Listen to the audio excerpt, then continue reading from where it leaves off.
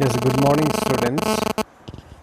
In this video, I'm going to discuss about major landforms of the earth.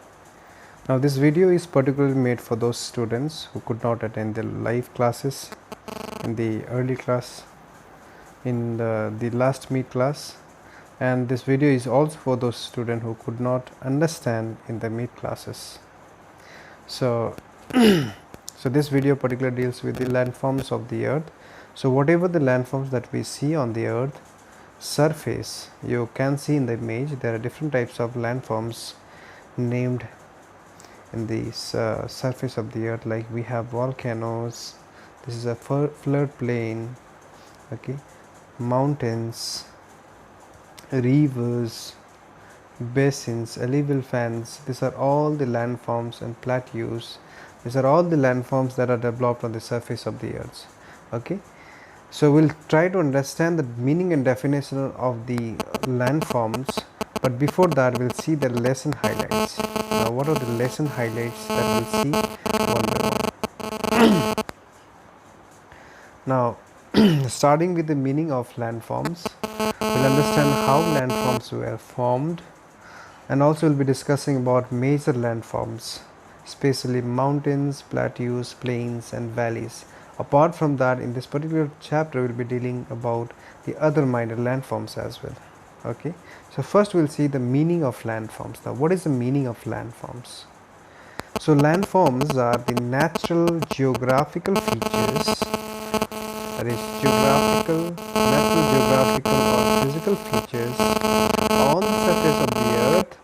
Collectively this includes mountain, plateaus, plains, valleys, etc. So these are all the physical features that develop on the surface of the earth, like you have seen in the previous slide. Okay, all these features that have developed on the surface of the earth is collectively called landforms. Okay, now moving on to the next one, that is how landforms formed. Now generally on the surface of the earth, many internal and external forces are constantly in action. Now what does internal and external forces then? Internal forces means the force coming within the earth surface, like this is the surface of the earth. The force which is generated from the below the earth surface, below the earth crust, as internal forces. Like maybe volcanic activities, this force is coming from within the earth, or maybe due to the displacement of the tectonic plates. Okay, so due to this forces, the force which is generated from within the earth is also termed as internal force. And there are some external forces, means the force that is applied on the surface of the earth externally, like maybe due to river, flow of the river, maybe due to movement of the glaciers, maybe if impact of the wind. Some landforms are developed on the surface of the earth. So such type of force are called external forces. These forces are applied externally. So this internal force and external force tries to landforms, or tries to generate or create irregularities on the surface of the earth. So what it does, internal forces generates or creates irregularities on the surface of the earth, while external forces, the force that are applied externally, like the running water, wind, glaciers, waves, sea waves, all these are external forces, and these external forces are always busy eliminating these irregularities. Irregularities means, say for example, this now due to internal force coming from within the earth, when this landforms becomes irregular, all this in the sea, and these irregular features will be labeled by the external forces, maybe running water, maybe glaciers, or maybe wind, will try to make this landform even. So that is external forces. Okay, so internal forces makes irregularities on the surface, and external forces will try to eliminate We'll try to make it, we'll try to eliminate all these irregularities on the surface of the earth. Okay, so now due to this force, many landforms like mountain, valleys, plateaus, plains are created. Okay, so basically the surface of the earth or the earth interior is divided into three parts. So you have studied in your junior classes regarding it: crust, mantle, core. So whatever the landforms develops, that develops on the surface of the earth, that is within the crust itself, within this region. The landforms are developed here within these areas. Okay.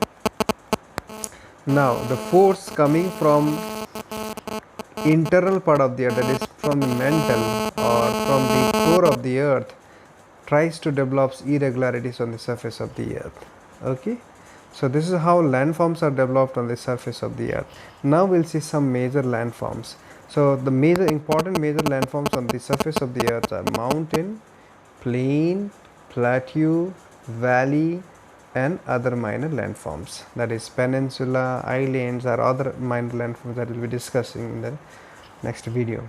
Now in this particular video we'll be discussing about the mountains, only the mountains. Now you see, so mountains are basically classified into three categories, that is mountain of elevation, mountain of accumulation, and residual mountain. We'll try to understand what is mountain of elevation. Now mountain of elevations are generally those mountains that have been formed due to folding activities. Okay, folding I have already taught you, that is folding means crumbling of this rock strata or the surface of the earth. When it crumbles or when it wrinkles on the surface of the earth, that is what we call folding. Okay, now faulting is simply when the surface gets, when the surface cracks develops, and if this portion gets, say for example, if this portion gets raised, or sorry, if this portion gets, say, for example, let us consider this. Say this is the surface of the earth. When a crack develops here, then this portion gets subsided down. So then you'll see the landforms will be developed in this way. Okay, so this becomes host, and this become graben. This is what I've discussed in the previous classes. Okay, now you see this type of landforms are called, or this type of mountains that is developed in the form of block is also known as fault mountain or block mountain. So best example for fold mountain is the Himalayas and the Andes.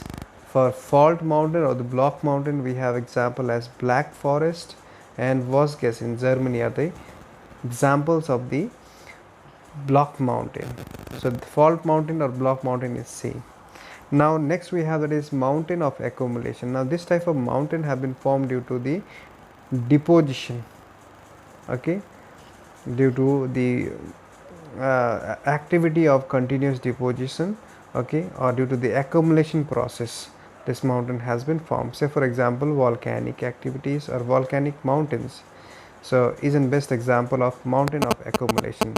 Okay, so when volcanic activities take places, the debris coming out or the materials coming out during volcanic activities are deposited nearby the vent. Slowly what happens, the height of this dome increases gradually with the passage of time, and it attains the height of a mountain. Okay, so such type of mountain is called mountain of accumulation. Then we have residual mountain.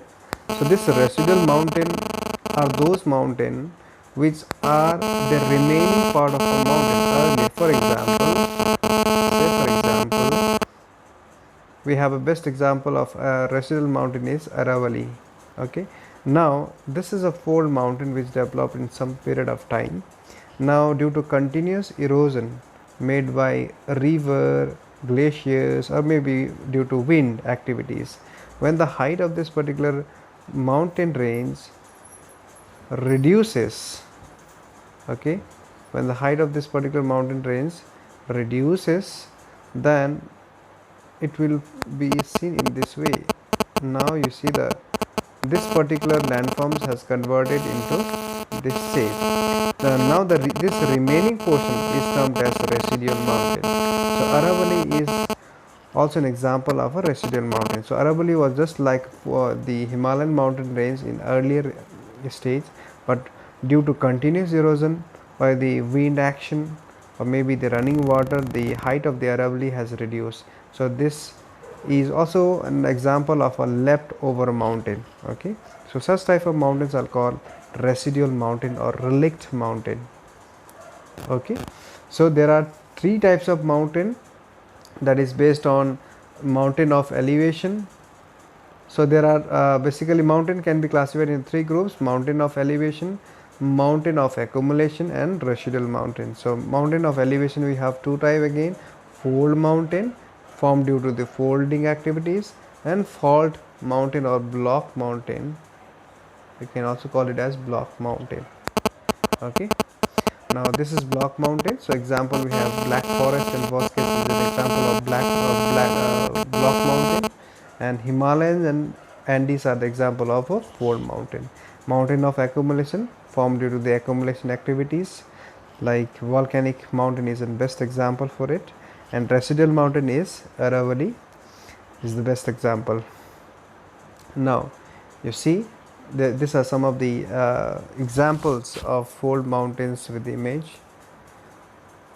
So you can see this type of mountains are called fold mountains. When the two tectonic plates collide with each other, crumbles take place on the surface of the earth. So then a fold is developed here. Okay, so such type of mountains are called fold mountains.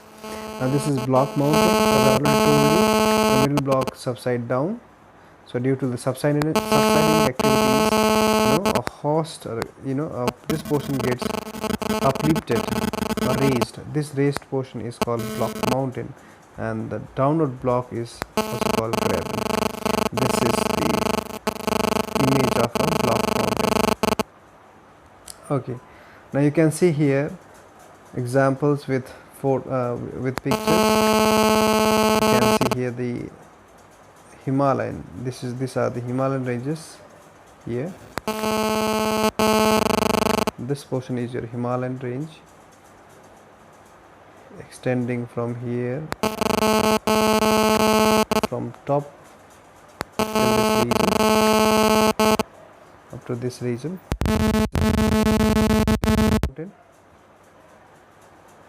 Leftover mountain, and this is volcanic mountain. This is how volcanic mountains are formed. Okay.